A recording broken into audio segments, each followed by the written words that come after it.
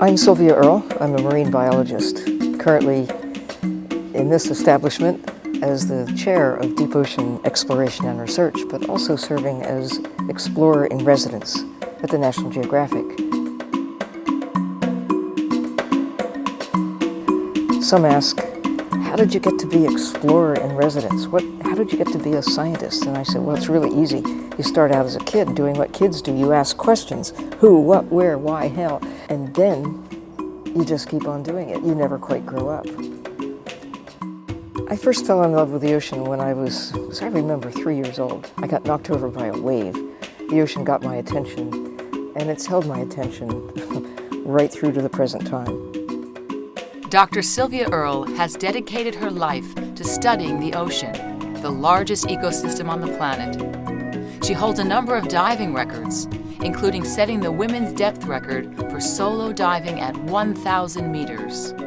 I quickly became aware that it was considered to be a little unusual for a woman to want to do what I wanted to do.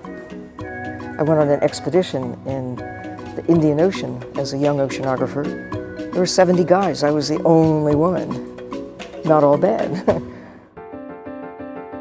In 1970, the U.S. Navy, the Department of the Interior, and NASA jointly sponsored a project called TechTite, which put teams of scientists in an enclosed habitat on the ocean floor for weeks at a time.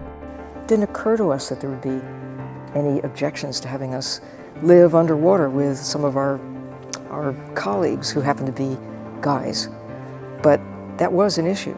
They weren't quite ready for that, so they had one team of women, and I happened to be chosen as the leader of that team, and they had 10 teams of guys. I was the one who had the microphone most often thrust at me to speak on behalf not just of the women's team, but of the program. And the rest was, for me, a beginning of a new dimension as a scientist.